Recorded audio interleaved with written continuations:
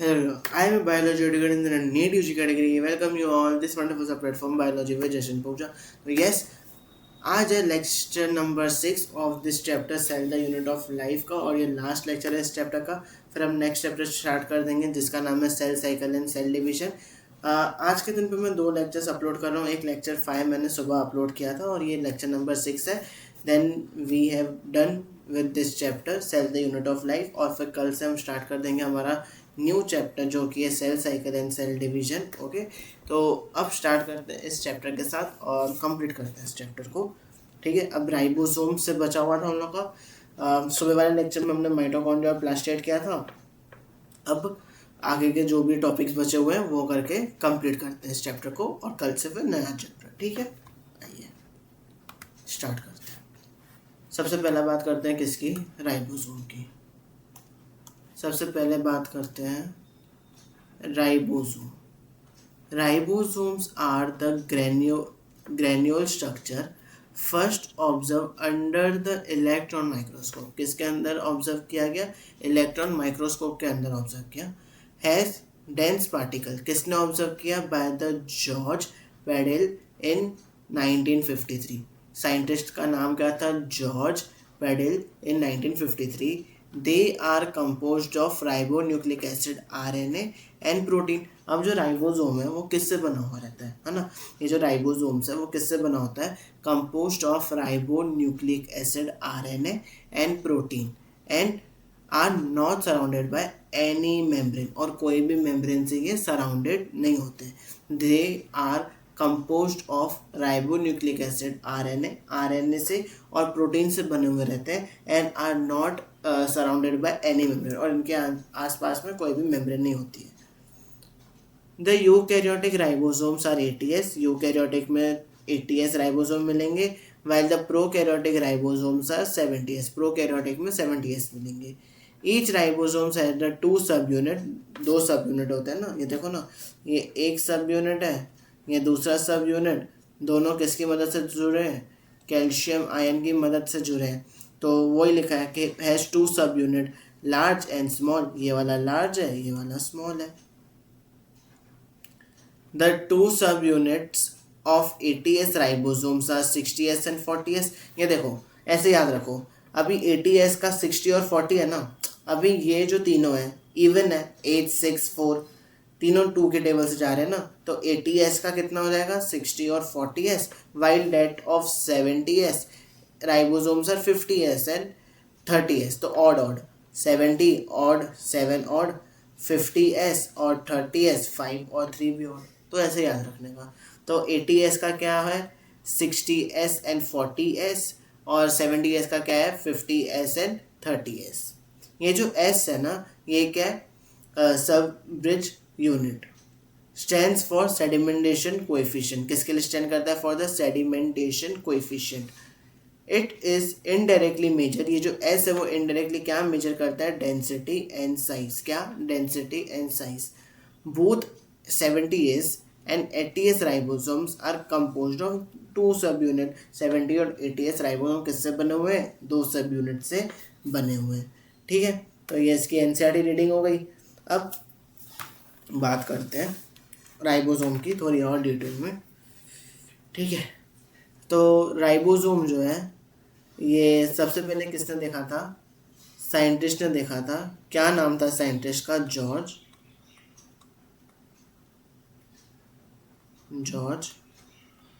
Played. कौन से year में, 1953। ठीक है, ये जो राइबोसोम्स है, ये राइबोसोम है, ये कैसा स्ट्रक्चर है, is a dense granular particle और इसको इलेक्ट्रॉन माइक्रोस्कोप की मदद से देखा गया। ठीक है। अब जो राइबोसोम्स है ना, ये राइबोसोम के अंदर RNA भी प्रेजेंट होते हैं और प्रोटीन भी प्रेजेंट होते हैं। तो ये जो राइबोसोम्स है ये 2 टाइप की चीज़ें बनाती है। एक है rRNA, एक है rRNA और दूसरी कौन सी है, प्रोटीन। तो ये दो चीज़ें बनाती है, RRNA और एक प्रोटीन, ठीक है। RRNA का नाम होता है राइबोसोमल RNA, इसको हम लोग बोलते हैं राइबो न्यूक्लियो प्रोटीन कॉम्प्लेक्स। क्या बोला जाता है इसको, क्या बोला जाता है, राइबो न्यूक्लियो प्रोटीन कॉम्प्लेक्स, ठीक है। तो इसको बोला जाता है राइबो न्यूक्लियो प्रोटीन कॉम्प्लेक्स। अब ये जो राइबोसोम्स है वो कितने टाइप के मिलेंगे हमको, तो वो राइबोसोम दो टाइप के मिलेंगे। कौन से, ATS एंड 70S। ATS की बात करूं तो इसमें दो होते हैं। कौन से दो होते हैं, अभी हमने देखा तो सही। तो ATS में आता है हमारा 60S एंड 40S। क्या आता है, 60S एंड 40S। और 70S में कौन सा आता है, 50S एंड 30S, ठीक है। ये S क्या है, ये जो S है तेरा सेडिमेंटेशन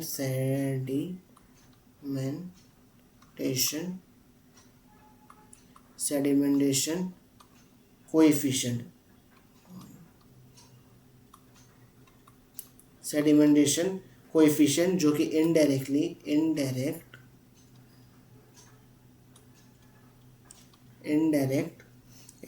मेजर करता है डेंसिटी एंड साइज, जो कि क्या करता है, इनडायरेक्ट मेजर करता है डेंसिटी एंड साइज। और ये एडिटिव नहीं होता है, नॉन एडिटिव, ऐड कर नहीं कर सकते ना।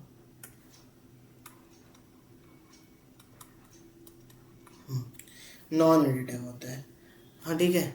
तो देख लिया, दो टाइप के राइबोसोम देखे ना, एक ATS का देखा और एक 70S का देखा।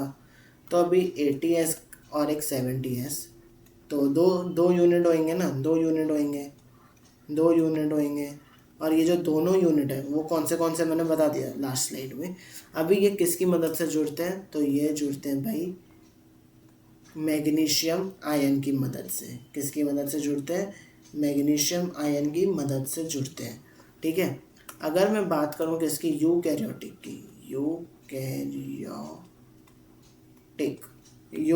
की बात करूं तो ये यूकैरियोटिक की बात करूं तो ATS वाले जो है ना, ATS वाले वो देखो यूकैरियोटिक में मिलेंगे। कहाँ मिलेंगे, यूकैरियोटिक में किधर, साइटोप्लाज्म में, या फिर अटैच टू RER। और जो 70S वाला देखो यूकैरियोटिक में भी मिलेगा और प्रोकैरियोटिक में भी मिलेगा। यूकैरियोटिक बोले तो माइटोकॉन्ड्रिया और प्लास्टिड। बाकी प्रो में तो हमको पता ही है किधर मिलता है ना। तो जो ATS वाला है वो सिर्फ यूकैरियोटिक में मिलता है, लेकिन जो 70S वाला है वो यूकैरियोटिक में भी मिलेगा। जो 70S वाला राइबोसोम है वो यूकैरियोटिक में भी मिलेगा और प्रोकैरियोटिक में भी मिलेगा, दोनों में मिलेगा। वो यूकैरियोटिक में कहाँ पे मिलेगा, माइटोकॉन्ड्रिया और प्लास्टिड में मिलेगा, ठीक है। तो ये था पूरा राइबोसोम की बात। ये पूरा राइबोसोम का टॉपिक था, NCERT में देख लिया, नोट्स भी देख लिए। अब जाते हैं नेक्स्ट टॉपिक की ओर, जिस टॉपिक का नाम है, क्या नाम है उस टॉपिक का, साइटोस्केलेटन। क्या नाम है, cytoskeleton, an elaborate network of filament proteinaceous structure consisting of microtubules. हाँ, क्या क्या है इसके अंदर, देखो अभी इसके अंदर क्या क्या है, microtubules, microfilament and intermediate filament. क्या क्या है, microtubules, microfilament and intermediate filament. Present in the cytoplasm is collectively refer as a cytoskeleton. किधर प्रेजेंट होता है? ये साइटोप्लाज्म में प्रेजेंट होता है और इसको कलेक्टिवली हम लोग क्या रेफर करते हैं? As a cytoskeleton. The cytoskeleton is a cell are involved in many functions such as mechanical support. अब ये जो साइटोस्केलेटन है ना, ये इन्वॉल्व होते हैं बहुत सारे फंक्शन में, मैनी फंक्शन में, सच एज, जैसे कि कौन से function? Such as mechanical support, motility, maintenance of shape of the cell. तो ये सब क्या है? इसके काम है ना। हाँ, ठीक है। तो देख लिया।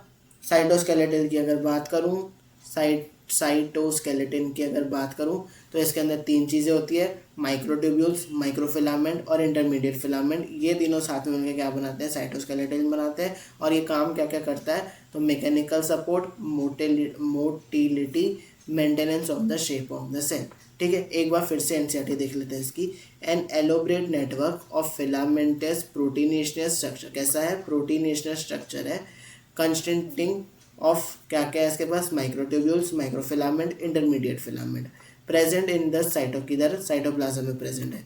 कलेक्टिवली क्या ये सब साथ में मिलकर क्या बना देते हैं? साइटोस्केलेटन बना देते हैं। The cytoskeleton is a cell are involve in many function. अभी जो साइटोस्केलेटन है ये बहुत सारे फंक्शन में इन्वॉल्व होते हैं, जैसे कि मैकेनिकल सपोर्ट, मोटिलिटी, और interference of the shape of the cell.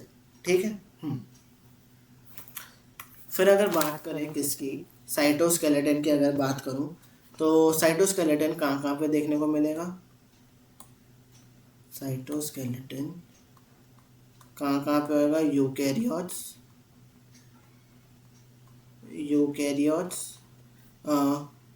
Eukaryotes में होएगा। कैसा होता है ये? फिलामेंटस। कैसा होता है ये?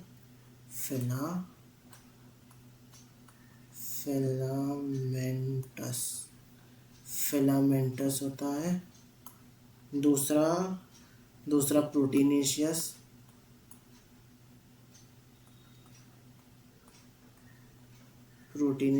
And the last is tubular form, है ना। तो देखें तो इसमें तीन टाइप होते हैं। कितने? तीन। कौन से? Microtubule,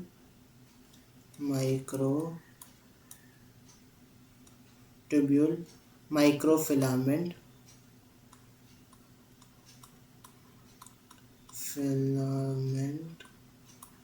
and intermediate filament.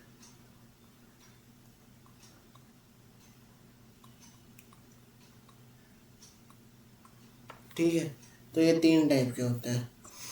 जो माइक्रोट्यूब्यूल होता है ये क्या क्या बनाता है? सीलिया बनाता है, और क्या बनाता है? फ्लैजेला। क्या क्या बनाता है? Flagella, centriole and basal body. Yes, ये सब करते हैं। और जो माइक्रोफिलामेंट है वो प्लाज्मा मेम्ब्रेन को सपोर्ट करता है ना। स्पोडोपोडिया मूवमेंट शो करेगा, स्पोडोपोडियल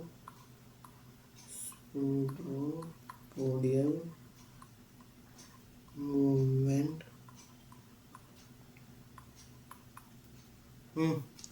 और क्या करेगा ये? Cell furrow.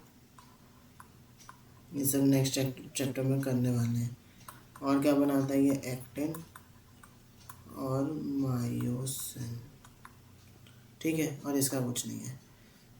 अब इसकी अगर फंक्शन की बात करूँ तो फंक्शन में याद रखने का M3। क्यों M3? क्या क्या फंक्शन होते हैं अभी तो देख के हम लोग, क्या क्या थे फंक्शन? बताओ। तो सबसे पहला फंक्शन था mechanical support,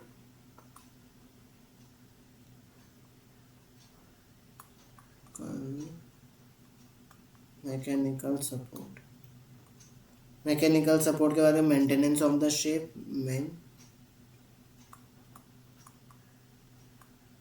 maintenance of shape of the cell, maintenance of shape. और क्या था लास्ट यहाँ लिख रहा हूँ, देख के देखना, मोटेलिटी।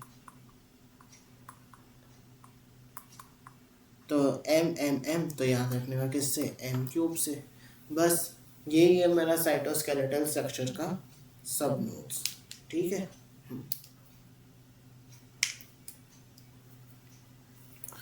फिर नेक्स्ट टॉपिक की ओर बढ़ते हैं।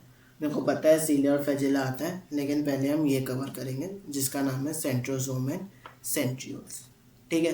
पहले एनसीईआरटी रीडिंग नहीं करेंगे, पहले इसके नोट्स देखते हैं और नोट्स बनाते हैं। देखते हैं ये जो है अपना क्या, एक सेकेंड आ जाइए, सेंट्रोसोम्स एंड सेंट्रियोल, ठीक है।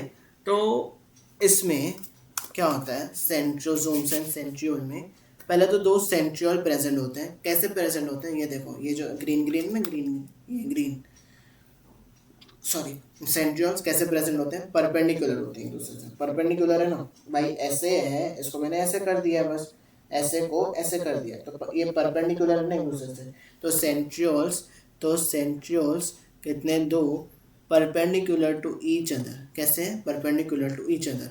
और उसके बाजू में क्या है, एमोर्फस पेरीसेंट्रियोल मटेरियल प्रेजेंट है। क्या प्रेजेंट है, एमोर्फस पेरीसेंट्रियोल मटेरियल प्रेजेंट है, ठीक है। और इस पूरे स्ट्रक्चर को हम लोग क्या बोलते हैं, सेंट्रोसोम। क्या बोलते हैं इसको, इसी को ही क्या बोलते हैं हम लोग, सेंट्रोसोम बोलते हैं। क्या बोलते हैं, सेंट्रोसोम।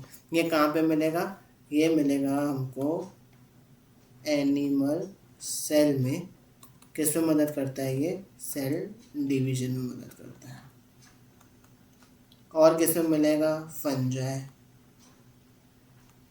और एल्गे, लेकिन ये प्लांट्स में नहीं मिलेगा, ठीक है। प्लांट्स में नहीं होता है ये स्ट्रक्चर। तो ये होता है सेंट्रोसोम्स एंड सेंट्रियोल का स्ट्रक्चर। सेंट्रियोल कैसे एक दूसरे से परपेंडिकुलर प्रेजेंट है, उसके बाजू में क्या है, एमोर्फस पेरिट्यूबुलर मटेरियल प्रेजेंट है। इसको ही क्या बोलते हैं हम लोग, सेंट्रोसोम्स बोलते हैं, ठीक है। तो अभी समझ लो, मैंने एक सेंट्रियोल लिया है ना, समझ ये एक सेंट्रियोल है। इसको मैंने क्या किया, ऐसे कट कर दिया, ऐसे कट किया, और उसको ऐसे दे, ऐसे समझो ये सेंट्रियोल है ना, ये सेंट्रियोल है। एक सेकेंड, हाँ चलती है। ये पेन है, समझो ये पेन मेरा से ऐसे अच्छे से समझा भाई, आ जाओ। ऐसे सेंट्रियोल प्रेजेंट है, पहले तो ये देख ये परपेंडिकुलर है, इसको बस ऐसे कर दिया, ये सेंट्रियोल प्रेजेंट है ना, समझ ले, ये सेंट्रियोल है। अभी इस सेंट्रियोल को मैंने ऐसे कट कर दिया, क्या कर दिया, ऐसे कट करने के बाद इसको ऐसे देख, इधर से कट किया, टूटी हुई पेंसिल है क्या, हाँ ये देख, ये पेंसिल है, इसको मैंने ऐसे कट कर दिया है ना, कट कर दिया। फिर उसके बाद इधर ऐसे कट करने के बाद इसको देख, ऐसे देखा है ना, देखा तो हमने जब उसको ऐसे देखा तो ये स्ट्रक्चर ऑब्जर्व हुआ। क्या ऑब्जर्व हुआ, ये स्ट्रक्चर ऑब्जर्व हुआ। इसको क्या बोलते हैं, सेंट्रियोल बोलते हैं। क्या बोलते हैं, सेंट्रियोल बोलते हैं। और इसमें क्या, ये ट्रिपल होता है, ट्रिपल ऑफ माइक्रोट्यूब्यूल। कितना, ट्रिपल, ऐसे ट्रिपल प्रेजेंट होते हैं। कितने, ट्रिपल प्रेजेंट होते हैं, ट्रिपल प्रेजेंट होते हैं। और बीच में क्या होता है, प्रोटीनेशियस हब प्रेजेंट होता है। इसमें कोई माइक्रोट्यूब्यूल नहीं होते। बीच में क्या प्रेजेंट है, प्रोटीनेशियस हब प्रेजेंट है। प्रोटीनेशियस हब में से क्या निकल रही है, रेडियल स्पोक्स निकल रही है। क्या निकल रही है, रेडियल स्पोक्स निकल रही है। क्या निकल रही है, रेडियल स्पोक्स निकल रही है। और ये एसी लिंकर क्या लिखा है ना, मैं समझाता हूँ। ये देख, समझ, इसको मैंने मार्किंग दे दिया ए, इसको बी, इसको बी, और इसको सी, और इसको ए, इसको बी, इसको सी। तो ये वाला सी और ये वाला बी ऐसे लिंक कर रहे हैं ना, तो इसके लिए इसको क्या, ये लिंकर है, नाम दे दिया इसको एसी लिंकर। तो ये स्ट्रक्चर होता है किसका, सेंट्रियोल का। किसका स्ट्रक्चर है ये, सेंट्रियोल का। बीच में कुछ है क्या, नहीं। इसके अरेंजमेंट को हम लोग क्या बोलते हैं, 9+0 अरेंजमेंट। क्या बोलते हैं इसको, 9+0 अरेंजमेंट बोलते हैं। Microtubule in centriole is equals to 9। हाँ देखो माइक्रोट्यूब्यूल कितने हैं, माइक्रोट्यूब्यूल कितने माइक्रोट्यूब्यूल, ये देखो 1 2 3 4 5 6 7 8 9, 9 प्रेजेंट है ना, और एक में कितने 3, तो टोटल कितने हो गए 9 इंटू 3 कितने हो गया 27। तो माइक्रोट्यूब्यूल इन सेंट्रियोल, सेंट्रियोल की बात कर रहे हैं मतलब इस स्ट्रक्चर में, तो इस स्ट्रक्चर में कितने हैं, इस स्ट्रक्चर में कितने प्रेजेंट है 27। सेंट्रोसोम की बात करें, सेंट्रोसोम में तो अपना देखो ये सेंट्रोसोम का स्ट्रक्चर है, इसमें तो 2 सेंट्रियोल आ रहे हैं, कितने आ रहे हैं 2, तो 27 इंटू 2 कितना होता है 27 इंटू 2 इज 54। तो अगर माइक्रोट्यूब्यूल पूछे माइक्रोट्यूब्यूल इन सेंट्रियोल तो 27, माइक्रोट्यूब्यूल इन सेंट्रोसोम तो 54। ठीक है हाँ। फिर तो ठीक ये स्ट्रक्चर हो गया, फिर क्या है ये क्या बोल रहे हैं, पहले सबसे पहले क्या बनता है सेंट्रियोल बनता है, सेंट्रियोल से क्या बनता है बेसल बॉडी बनता है, फिर बेसल बॉडी से क्या बनता है सीलिया एंड फेजिला बनता है। द रीज़न, यही रीज़न है कि मैंने पहले सेंट्रियोल और सेंट्रोसोम करवाया, अभी नेक्स्ट मैं तुमको सीलिया और फेजिला करवाऊंगा। सबसे पहले सेंट्रियोल, फिर सेंट्रियोल से आता है बेसल बॉडी, फिर बेसल बॉडी से आता है सीलिया एंड फेजिला। फिर देखो सेंट्रियोल जो है वो किस में मदद करता है, सेंट्रियोल क्या करता है स्पिंडल फाइबर बनाता है, और वो क्या करता है सेल का डिवीजन करता है, क्या करता है सेल का डिवीजन करता है। अब इसकी एनसीईआरटी देखते हैं, आ जाओ आप क्या देखेंगे इसकी NCERT, centrosome and centrioles, centrosome and centrioles. Centrosomes is an organelle usually contain 2 cylindrical structure। हाँ जो सेंट्रोसोम है वो एक ऑर्गेनेल है जो क्या जिसके पास क्या होते हैं 2 सिलेंड्रिकल स्ट्रक्चर्स होते हैं, ये क्या है ये रहा 2 सिलेंड्रिकल स्ट्रक्चर्स जिसको हम लोग क्या बोलते हैं centrioles. They are surrounded by amorphous pericentriolar material, किससे सराउंडेड होते हैं amorphous pericentriolar material. Both the centrioles in a centrosome lie perpendicular to each other, in which each has an organism like organization like the cartwheel। ठीक है both दोनों जो centrioles हैं, both the centrioles in a centromere lie perpendicular, कैसे lie करती है lie perpendicular to each other, in which each has an organization like a cartwheel। They are made up of 9 evenly spaced peripheral fibril of tubulin protein।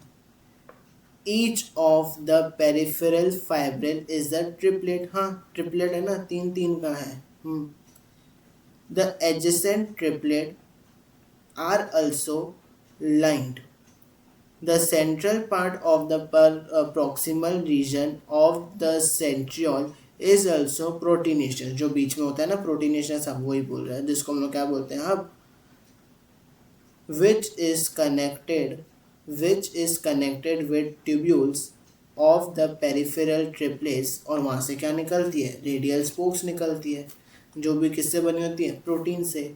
The centrioles form the basal body of, फिर जो centrioles है वही क्या बनाता है सीलिया और फेजिला बनाता है। अब नेक्स्ट टॉपिक वही है सीलिया और फेजिला बनाता है, और क्या करते हैं सेंट्रियोल स्पिंडल फाइबर बनाता है that give rise to the spindle apparatus during cell division in animal cell. ठीक है तो ये पूरा कॉन्सेप्ट था किसका सेंट्रोसोम्स एंड सेंट्रियोल्स का। फिर नेक्स्ट बात करते हैं किसकी सीलिया की एंड फेजिला की। इसके भी पहले हम नोट देखेंगे, एनसीईआरटी बाद में देखेंगे। ठीक है तो अब बात करते हैं सबसे पहले सीलिया की। ये सीलिया है और ये क्या है फेजिला। जो सीलिया है वो कैसा होता है बहुत ही स्मॉल, कैसा होता है स्मॉल इन, और ये बहुत सारे होते हैं, कैसे होते हैं बहुत सारे होते हैं, बहुत सारे होते हैं है ना।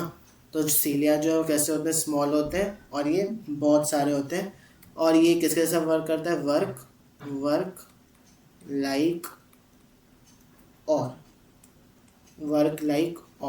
वर्क लाइक और का मतलब कभी बोटिंग की है ऐसे, तो चप्पू होता है ना उसमें ऐसे ऐसे जो चलाते हैं ऐसे ऐसे ऐसे, फिर बोट आगे जाती है ऐसे ऐसे करेंगे, तो ये भी सीलिया जो है वो उसके ऐसे काम करते हैं, वर्क लाइक ओर। अगर मैं फेजिला की बात करूँ तो ये कैसे होते हैं, लॉन्ग होते हैं, लॉन्ग होते हैं और ये बहुत ही कम भी होते हैं। तो जो सीलिया है वो क्या करेगा, एक तो movement movement movement of cell, cell का मूवमेंट करेगा, या फिर movement of medium, movement of medium, ठीक है। हाँ। तो अब ये जो फेजिला है ना, अब ये जो फेजिला है ना, ये फेजिला प्रोकैरियोट और यूकैरियोट, प्रोकैरियोट और यूकैरियोट का क्या होता है, डिफरेंट होता है। क्या होता है, डिफरेंट होता है ना। प्रोकैरियोटिक फेजिला और यूकैरियोट का फेजिला क्या होता है, डिफरेंट होता है। जो यूकैरियोट का फेजिला है वो surrounded by surrounded by membrane, surrounded by membrane, ठीक है। देखो ये है मेरी मेम्ब्रेन, क्या है, एक सेकेंड थोड़ा बराबर आते हैं यार। हाँ, ये है मेरी मेम्ब्रेन, ठीक है, जिसको हम लोग क्या बोलते हैं, प्लाज्मा मेम्ब्रेन। तो जो यूकैरियोटिक है उसका जो फेजिला होता है is surrounded by the membrane. फिर ये क्या करता है, कोर से, पहले कोर होता है, फिर इससे क्या बनाता है, एक्सोनिम, एक्सोनिम बनाता है। और फिर ये प्लाज्मा मेम्ब्रेन का ही तो एक्सटेंशन होता है। ये अरे यार येलो कलर, क्या होता है ये, प्लाज्मा मेम्ब्रेन का ही तो एक्सटेंशन होता है, एक्सटेंशन ऑफ प्लाज्मा मेम्ब्रेन। तो फर्क रहता है, ठीक है, प्रोकैरियोटिक और यूकैरियोटिक के फेजिला में फर्क रहता है, सेम नहीं रहता है। फिर आओ इसका स्ट्रक्चर देखते हैं, डायग्राम देखते हैं। तो अभी ये तो मेम्ब्रेनस है, कैसा है, मेम्ब्रेनस है। तो प्लाज्मा मेम्ब्रेन तो प्रेजेंट होगी, है ना, प्लाज्मा मेम्ब्रेन प्रेजेंट होती है। और इधर क्या डबलेट है, उधर क्या था, ट्रिपलेट था, मतलब ये इधर दो ही है ना, उधर तीन तीन थे।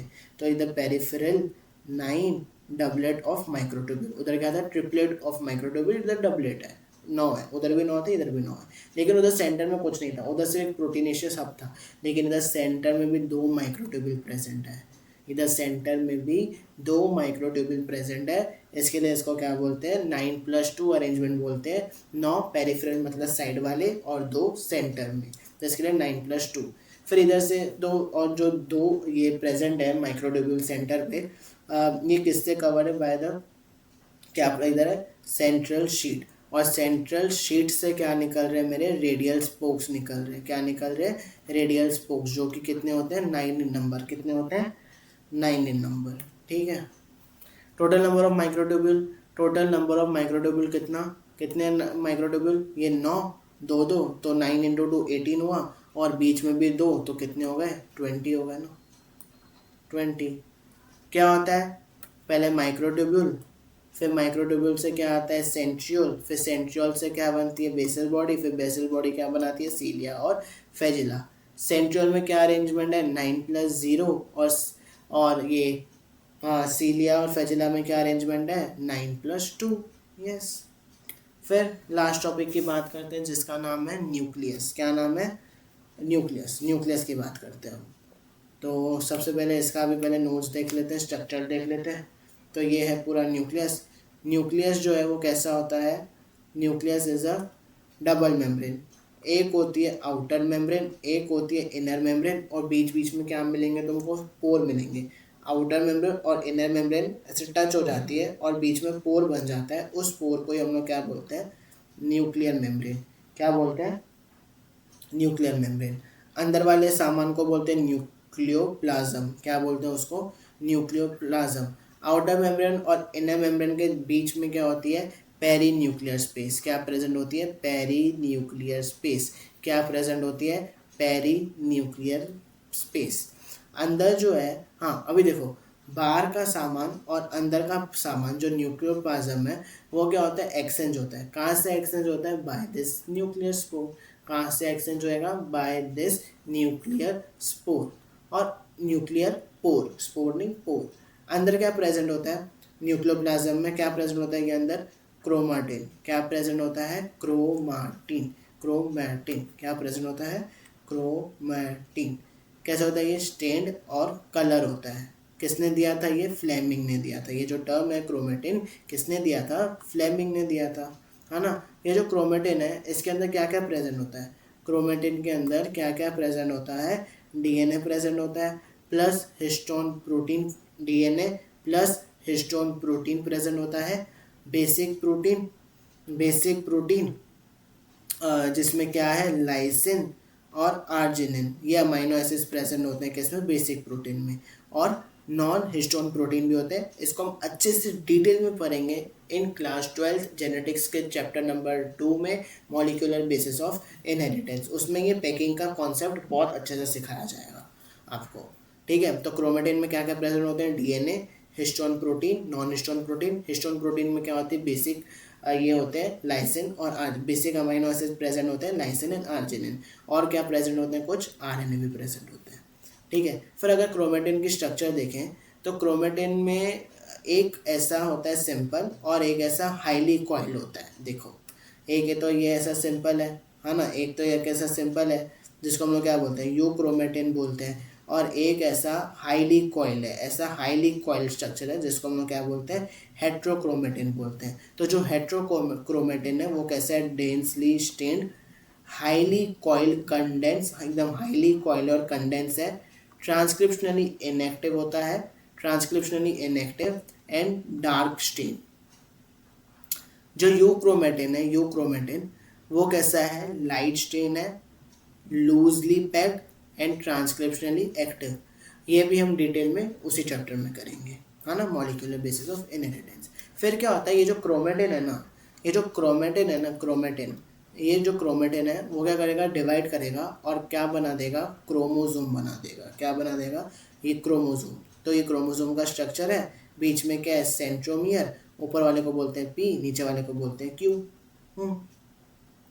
ये है मेरा पूरा क्रोमोसोम का स्ट्रक्चर। बीच में क्या है, सेंट्रियोल, ऊपर वाले को बोलेंगे पी आर्म, नीचे वाले को बोलेंगे क्यू आर्म, है ना। सेंट्रोमियर को बोलते हैं प्राइमरी कंस्ट्रक्शन और ये जो ऊपर प्रेजेंट है क्या है, ये सेकेंडरी कंस्ट्रक्शन और सैटेलाइट डीएनए। उसके ऊपर क्या प्रेजेंट होती है, सैटेलाइट डीएनए।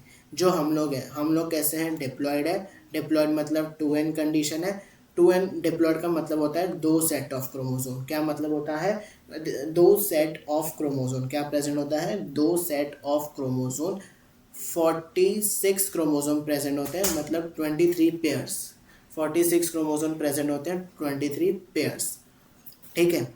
फिर बात करते हैं टाइप ऑफ क्रोमोसोम्स की। अगर मैं टाइप ऑफ क्रोमोसोम की बात करूं तो देर आर 4 टाइप्स। 4 टाइप से क्रोमोसोम प्रेजेंट होते हैं, ठीक है। कितने टाइप के क्रोमोसोम प्रेजेंट होते हैं, 4 टाइप्स के क्रोमोसोम प्रेजेंट होते हैं। सबसे पहले आता है मेटासेंट्रिक, मेटासेंट्रिक, मेटासेंट्रिक, सब metacentric, acrocentric, acrocentric and telocentric, ठीक है। तो ये 4 टाइप के होते हैं, मेटासेंट्रिक, सब मेटासेंट्रिक, एक्रोसेंट्रिक, टीलोसेंट्रिक। फिर अगर मैं इसका सेंट्रोमियर का ये देखूं कि वो किधर मूव कर रहा है, तो जो मेटासेंट्रिक है ना, इसमें तो तुम्हारा सेंट्रोमियर सेंटर पे ही रहेगा। सब मेटासेंट्रिक में साइटली अवे फ्रॉम सेंटर। एक्रोसेंट्रिक में क्लोज टू वन एंड। और टीलोसेंट्रिक में टर्मिनल एंड पे होगा, एकदम ख़त्म ही।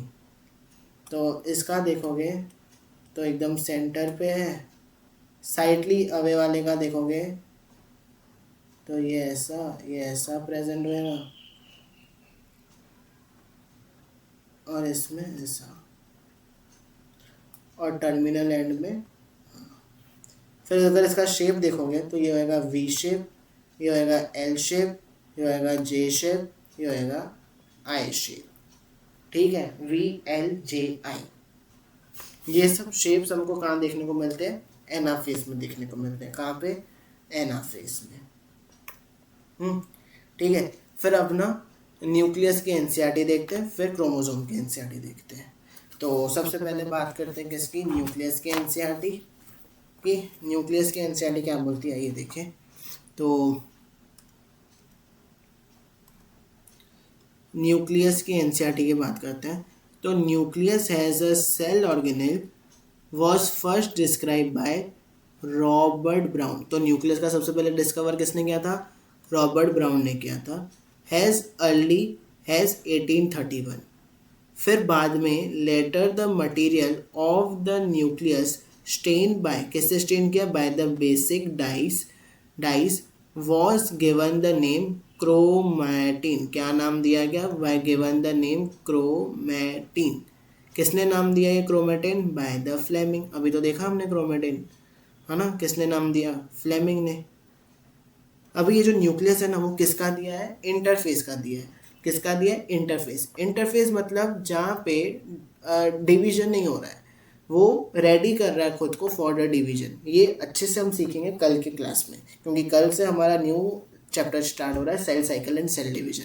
उसमें चीज़ें और अच्छे से आती है। The interphase nucleus of a cell when it is not dividing. Interphase मतलब जब न्यूक्लियस कुछ डिवाइड नहीं कर रहा है। Has highly extended and elaborate nucleoprotein fibre called chromatin. और उसके पास क्या प्रेजेंट होता है? Has highly extended and elaborate nucleoprotein fibre called chromatin. Nuclear matrix and one or more spherical bodies, जिसको हम लोग क्या बोलते हैं? न्यूक्लियर। एक सेकेंड, मैंने डायग्राम में एक चीज़ मिस कर दी है बताना, जो कि है न्यूक्लियोलस। क्या प्रेजेंट होता है इधर एक स्ट्रक्चर प्रेजेंट होता है जिसको हम लोग क्या बोलते हैं? न्यूक्लियोलस। जो कि कैसा आता है? डेंस होता है, नॉन मेम्ब्रेनस होता है, कोई मेम्ब्रेन्स नहीं। और ये राइबोसोमल फैक्ट्री है, और इसके पास क्या होता है? आरआरएनए होता है। ठीक है। तो कहाँ थे हम? यहाँ पे nuclear matrix has one or more spherical bodies called nuclei. Electron microscopy has revealed that the nuclear envelope with constants of two parallel membrane with a space between 10 to 50 nanometer is called perivitelline space. अभी जो दो membrane था, outer membrane और inner membrane, तो outer membrane inner membrane के बीच में जो जगह है कितनी की है? वो 10 to 50 नैनोमीटर की है, जिसको हम लोग क्या बोलते हैं? Perinuclear space. क्या बोलते हैं? Perinuclear space. Forms a barrier between the material present inside the nucleus and that of the cytoplasm. The outer membrane usually remain continuous with the endoplasmic reticulum. हाँ, जो outer membrane होता है nucleus से, वहाँ से क्या निकलता है? Endoplasmic reticulum. And also bears ribosomes. हाँ, और जो होता है वो राइबोसोम से बेयर करता है, इसका तो उसको बोलते हैं rough endoplasmic reticulum.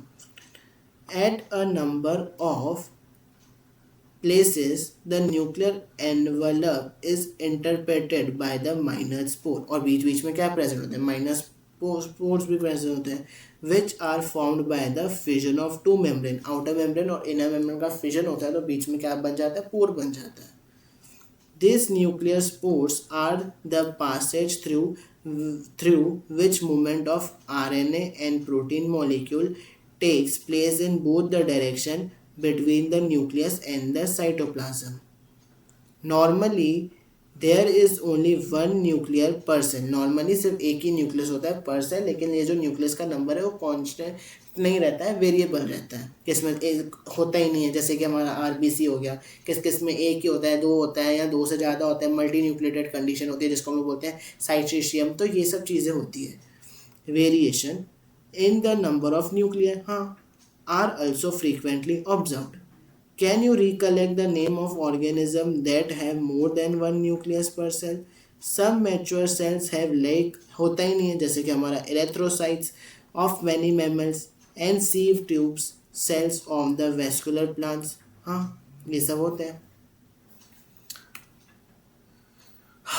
The nuclear matrix और द न्यूक्लियोप्लाज्म जो अंदर प्रेजेंट होता है ना, न्यूक्लियर मैट्रिक्स जिसको हम लोग क्या बोलते हैं न्यूक्लियोप्लाज्म, कंटेन न्यूक्लियोलस, जिसका अभी मैंने जस्ट बताया तुमको क्या होता है उसके पास, कंटेन न्यूक्लियोलस, अभी जस्ट बताया था यार, कंटेन न्यूक्लियोलस है ना। कंटेन न्यूक्लियोलस जो अंदर वाला होता है जिसको हम लोग बोलते हैं न्यूकोप्लाज्म, उसके पास क्या होता है न्यूक्लियोलस एंड क्रोमाटिन। ये देखो ना, ये देखो ना, ये देखो, ये न्यूक्लियस का स्ट्रक्चर है, जो अंदर वाली चीज़ है उसको हम लोग क्या बोलते हैं न्यूक्लियोप्लाज्म। न्यूक्लियोप्लाज्म में अंदर ही क्या प्रेजेंट है, न्यूक्लियोलस, और क्या प्रेजेंट है, क्रोमाटिन, है ना, दोनों प्रेजेंट है, nucleolus and chromatin. Yes. The nuclei are spherical structure present in the nucleoplasm. The contact of the nucleolus is continuous with the rest of the nucleoplasm as it is not a membrane bound structure. Nucleoplasm कोई membrane bound structure नहीं, हाँ। It is a site for active ribosomal RNA synthesis. It is a site for active ribosomal RNA synthesis. Large and more numerous nucleoli are present in the cell actively carrying out protein synthesis. ठीक है, और ये एक nucleus का structure है, NCERT में given है, इसको भी देख लेना एक बार। फिर अब क्रोमोसोम के एनसीईआरटी देख लेते हैं and we have done with this chapter. ठीक है, अब क्रोमोसोम की NCERT. You may recall that the interphase nucleus has a loose and distant network of the nucleoplasm fiber called the chromatin। हाँ, nucleoplasm में क्या प्रेजेंट है, chromatin present है, yes. But during different stages of the cell division this show structure chromosome. फिर chromatin जब divide करके क्या बना देता है, क्रोमोसोम। अभी तो इधर मैंने एक्सप्लेन किया, जो क्रोमाटिन है जो कि प्रेजेंट है वो डिवाइड करके क्या बना देता है, क्रोमोसोम बना देता है ना। वेट अ मिनट यार,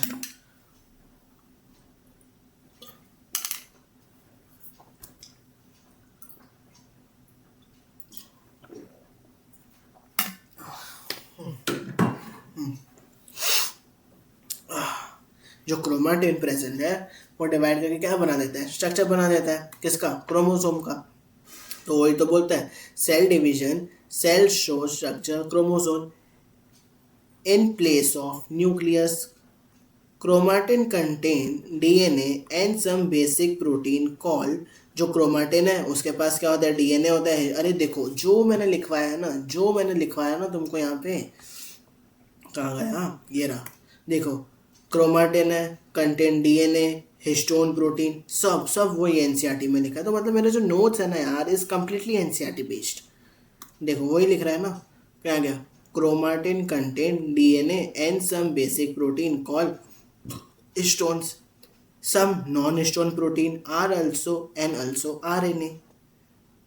A single human cell has approximately 2 metre long thread of DNA. एक सिंगल ह्यूमन के 2 मीटर की होती है। फिर उसको हम लोग क्या करते हैं, पैकिंग करते हैं और फिर उसको न्यूक्लियस के अंदर डालते हैं। ये जो पैकिंग का प्रोसेस, अरे ये देखो, ये जो टॉपिक है ना, ये बहुत अच्छे से हम सीखने वाले हैं इन क्लास 12। कौन से चैप्टर में, मॉलिक्यूलर बेसिस ऑफ इनहेरिटेंस में। दिखाऊं, ये देखो, ये क्लास 12 की एनसीईआरटी है, दिखा दो, एक सेकेंड रुको।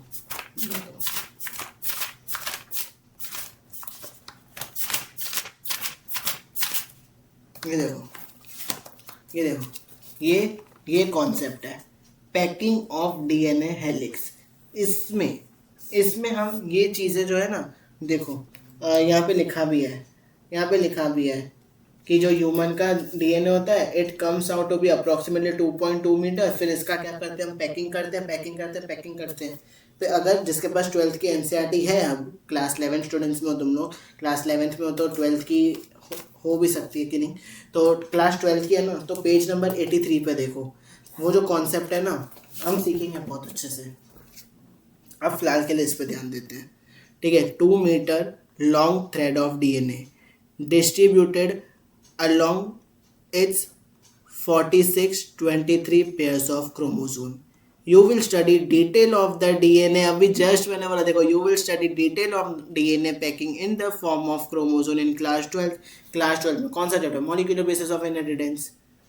Every chromosome visible only in dividing cell essentially has a primary constriction of the हाँ सेंट्रोमियर क्या है, प्राइमरी कंस्ट्रक्शन है। और सेंट्रोमियर के बाजू में दो ऐसे डिस्क प्रेजेंट होती है जिसको हम लोग क्या बोलते हैं, काइनेटोकोर बोलते हैं, are present. Centromere hold the 2 chromatid of the chromosome. जो सेंट्रोमियर है वो होल्ड करता है 2 chromatid of the chromosome. Based on the position of the centromere, centromere की पोजिशन पे the chromosome can be classified into 4 types, 4 type में उसको मैंने डिवाइड किया है। यहाँ मेटासेंट्रिक क्रोमोसोम मतलब मिडिल सेंट्रोमियर, अगर बीच में तो metacentric with the 2 equal arms of chromosome. फिर आता है सब metacentric chromosome has a centromere slightly away from the middle of the chromosome, resulting into one short arm and one longer arm. In case of acrocentric chromosomes, the centromere is situated close to its end, forming one extremely short and one very long arm, where the telocentric chromosome has the terminal centromere. तो ये क्या है पूरा types of, ये है किसके basis पे, centromere के पोजीशन के बेसिस पे। Sometimes a new chromosome has a non-staining secondary construction at a constant location. It gives the appearance of a small fragment called satellite. Yes. Microbodies की बात करूं तो many membrane bound minute vesicles called microbodies that contain various enzymes are present in both plant and animal cell. ये chromosome का structure है और ये types of chromosome on the basis of their position of centromere, ये ठीक है। तो done with this chapter, हो गया ये चैप्टर कंप्लीटेड, हो गया, yes completed with cell, the unit of life, and from tomorrow we are starting with